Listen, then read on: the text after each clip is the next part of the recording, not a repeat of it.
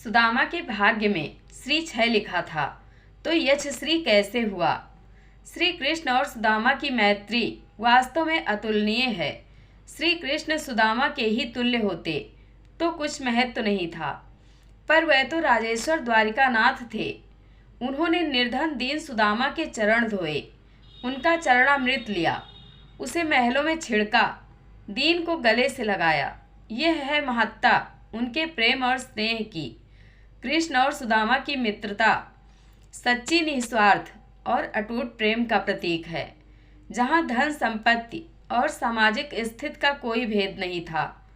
कृष्ण द्वारिका के राजा होते हुए भी अपने गरीब ब्राह्मण मित्र सुदामा का स्वागत नंगे पैर दौड़कर करते हैं और सुदामा के आने से पहले ही उनकी दरिद्रता दूर कर देते हैं। यह दर्शाता है कि सच्ची मित्रता में ऊंच नीच मायने नहीं रखती और ईश्वर अपने भक्त का हमेशा ध्यान रखते हैं।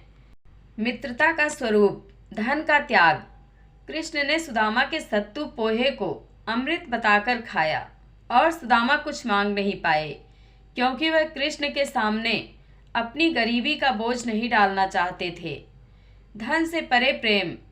कृष्ण ने सुदामा की स्थिति देखी, पर उनसे कुछ मांगा नहीं। इसके बजाय कृष्ण ने सुदामा के घर पहुंचने से पहले ही उनकी झोपड़ी को महल में बदल दिया और उनकी गरीबी दूर कर दी, यह दिखाते हुए कि सच्चा मित्र कभी गरीब नहीं होता। कृष्ण ने प्रेम और उदारता से उनका स्वागत किया, जो एक स्नेही मित्र का सार दर्शाता है। इसके विपरीत द्रोण को द्रुपद द्वारा अस्वीकार करना सहानुभूति और समर्थन की कमी को दर्शाता है। ऐसी प्रीत दीन बंधु दीनन सो माने को, ऐसे बेहाल बेवाइन सो पग कंटक जाल लगे पुनिजोए। हाय महादुख पायो सखा तुम, आए इतै न कितै दिन खोए। देखी सुदामा की दीन दशा, करुणा करिके करुणा निधि रोए। पानी परात को हाथ छुयो नहीं, नैनन के जल सो पग धोए। भगवान ने सुदामा के द्वारा लाए हुए चिवड़ों का बड़ी रुचि के साथ भोग लगाया और सुदामा से कहा, आपके द्वारा लाया हुआ चिवड़ों का यह उपहार मुझको अत्यंत प्रसन्नता देने वाला है।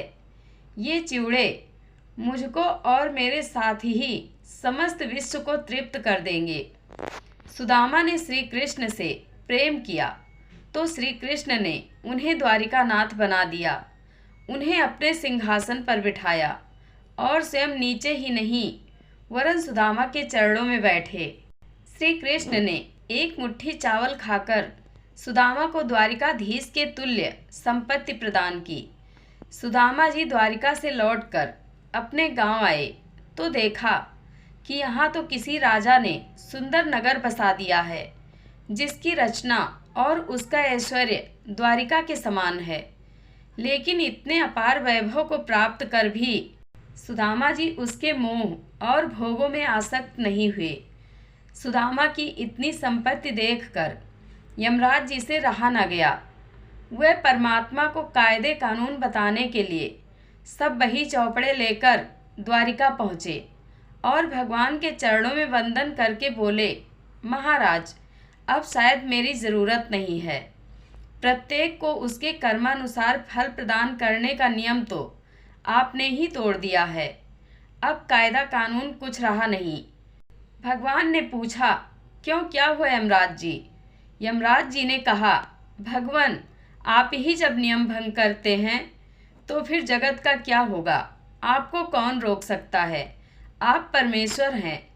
किंतु किसी साधारण जीव को यदि इतनी संपत्ति प्रदान करेंगे तो कर्म की मर्यादा छिन्न भिन्न हो जाएगी। श्री कृष्ण ने पूछा, क्या आप सुदामा की बात कर रहे हैं? यमराज ने कहा, हाँ महाराज, इस सुदामा ने ऐसा कोई बड़ा पुण्य नहीं किया है।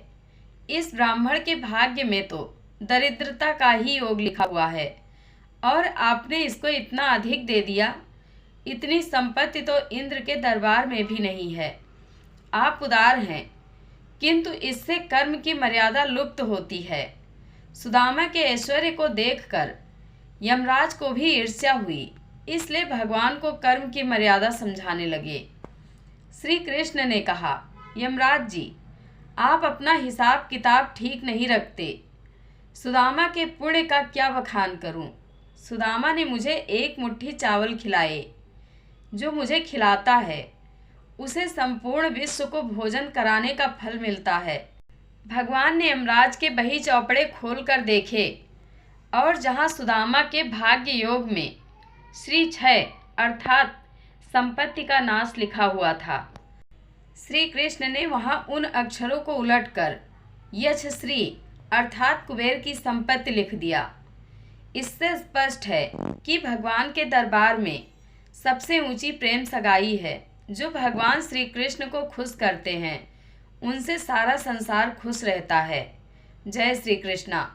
आप लोगों को कथा कैसी लगती है कमेंट बॉक्स में अपनी राय दें। वीडियो को हाइप करें। धन्यवाद।